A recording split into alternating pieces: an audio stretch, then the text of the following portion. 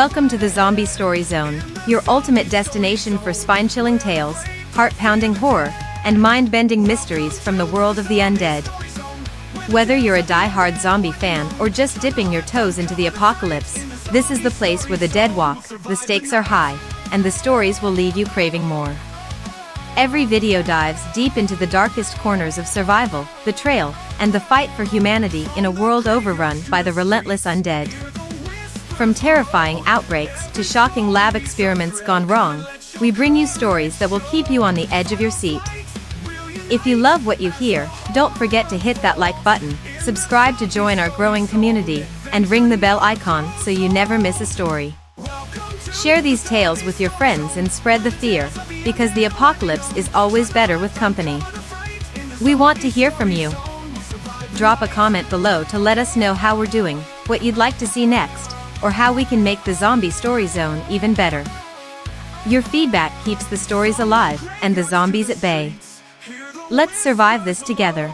Every story's a thrill, come and let your courage show. Fight or flight, we'll unite as the horror unfolds in the Zombie Story Zone. It all started in a small, secluded laboratory hidden deep in the woods. The lab was owned by a private biotech company called NextGen Biosolutions. They were known for their cutting-edge research in genetics and regenerative medicine. But what they were working on in that lab was far beyond anything they had ever done before. Dr. Evelyn Carter was the lead scientist on the project. She was a brilliant geneticist with a passion for pushing the boundaries of science. Her team had been working on a revolutionary new substance called Eterna-9, a serum designed to regenerate cells at an unprecedented rate. The goal was to create a treatment that could heal any wound, cure any disease, and even reverse aging.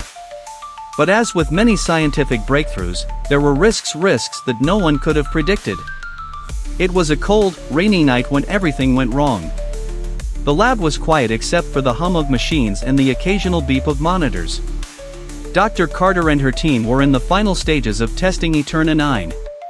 They had already seen promising results in lab animals, mice with severed limbs regrowing within hours, and elderly rats becoming as spry as newborns. But tonight, they were testing it on human tissue for the first time.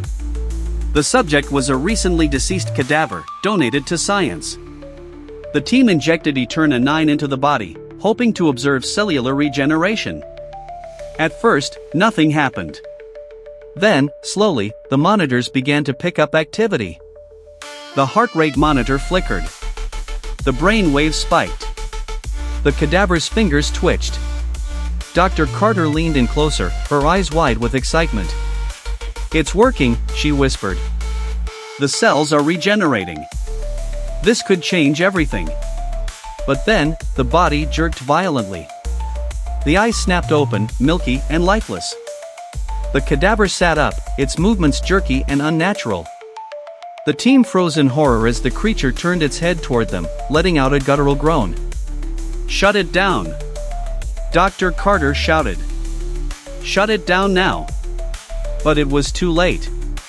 The creature lunged at one of the lab technicians, sinking its teeth into his arm. The man screamed, blood spraying everywhere. Chaos erupted as the team scrambled to contain the situation. But the more they fought, the worse it got. The bitten technician began to convulse, his skin turning pale, his eyes clouding over. Within minutes, he was one of them. The lab was equipped with strict containment protocols, but the creatures were unlike anything anyone had ever seen. They didn't die. Bullets, knives, even fire, nothing worked. The Eterna-9 serum had given them an unnatural ability to regenerate. No matter how much damage was done, their bodies healed almost instantly. Dr. Carter managed to seal off the main lab, trapping most of the creatures inside. But a few had already escaped into the surrounding woods. She knew it was only a matter of time before they reached the nearby town. She grabbed her phone and called the authorities, but the signal was weak. "This is Dr. Evelyn Carter from NextGen Biosolutions. We have a code black situation. I repeat, code black. The Eterna-9 experiment has gone wrong. We've created something. It's uncontrollable. It's immortal. You need to quarantine the area immediately." But before she could say more, the line went dead. The power in the lab flickered, and the emergency lights came on, casting an eerie red glow over everything. Dr. Carter knew she had to get out of there. She grabbed a flash drive containing all the research data and ran for the exit. The small town of Blackwood was just a few miles from the lab. It was a quiet, close-knit community where everyone knew everyone. But that night, the peace was shattered. The first creature stumbled into town just after midnight. It was a hiker who had been bitten in the woods. He collapsed in the middle of the street, convulsing as the Eterna 9 serum took over his body. By the time the sheriff arrived, the hiker was already turning. His skin was pale, his eyes milky, and his movements jerky and unnatural. "What the hell?" the sheriff muttered, drawing his gun. "Stay back." But the creature didn't listen. It lunged at him, moving faster than anything that decayed should be able to. The sheriff fired, hitting it square in the chest. The creature staggered but didn't fall. It kept coming, its wounds healing almost instantly. The sheriff ran, calling for backup. But by the time help arrived, the town was already under siege. More creatures were emerging from the woods, drawn by the sounds of chaos. They were unstoppable, tearing through everything in their path. Among the townspeople was a young woman named Sarah. She had been working late at the local diner when the first creature appeared. She locked the doors and hid in the kitchen, listening to the screams outside. When the power went out, she knew she had to get out of there. Sarah grabbed a knife from the kitchen and made her way to the back door. She peeked outside, her heart pounding. The streets were eerily quiet, but she could hear the distant sounds of growling and footsteps. She crept out, staying in the shadows, and headed for the sheriff's office. On the way, she ran into a group of survivors, a mechanic named Tom, a schoolteacher named Linda, and a teenager named Jake. They were all armed with whatever they could find: baseball bats, crowbars, and a shotgun with only a few shells left. "We need to get out of town," Sarah said. "Those things, they're everywhere." "But where do we go?" Linda asked, her voice trembling. "The roads are blocked, and the phones are down." Sarah thought for a moment. The lab. If this started there, maybe there's something there that can stop it. The others hesitated, but they knew they didn't have a choice. Together, they made their way toward the woods, staying as quiet as possible. But the creatures were everywhere, and it wasn't long before they were spotted. The group fought their way through the woods, using every weapon they had. But no matter how many times they took down the creatures, they just kept coming. The Eterna 9 serum made them unstoppable. When they finally reached the lab, they found Dr. Carter barricaded inside. She let them in, her face pale and drawn. "You shouldn't have come here," she said. "It's not safe." "We didn't have a choice," Sarah replied. "We need to stop this." "Is there a cure?" Dr. Carter hesitated. "I don't know. The serum was designed to regenerate cells, not create this. But if we can reverse the process, maybe we can stop them." The group worked together, using the lab's equipment to analyze the serum. But time was running out. The creatures were closing in, and the lab's defenses wouldn't hold much longer. In the end, they discovered that the only way to stop the creatures was to destroy the source of the serum. Dr. Carter had a small vial of the original Eterna 9 formula, which she had kept hidden.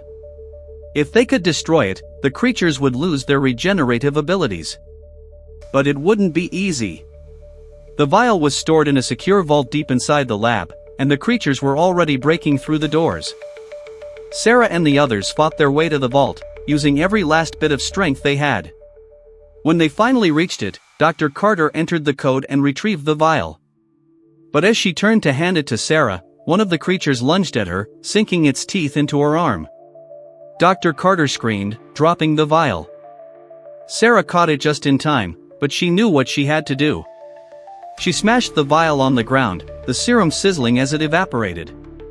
The creatures began to collapse, their bodies finally succumbing to the damage they had sustained. But it was too late for Dr. Carter.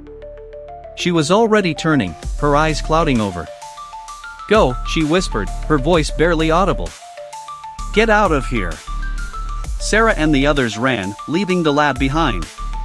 As they emerged into the daylight, they saw that the town was in ruins. But the creatures were gone, their bodies littering the streets. The survivors were eventually rescued by the National Guard, who had finally managed to quarantine the area. But the events of that night would haunt them forever. Sarah never forgot what she had seen, the horrors of the lab, the unstoppable creatures, and the sacrifice of Dr. Carter. She knew that the world would never be the same.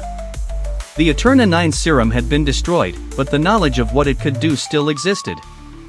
And somewhere, someone would try to recreate it. As she looked out over the ruins of Blackwood, Sarah couldn't help but wonder if this was just the beginning. The lab leak had created immortal zombies, but what would happen if the serum fell into the wrong hands? The thought sent a shiver down her spine. The world had been given a glimpse of the unimaginable, and there was no going back.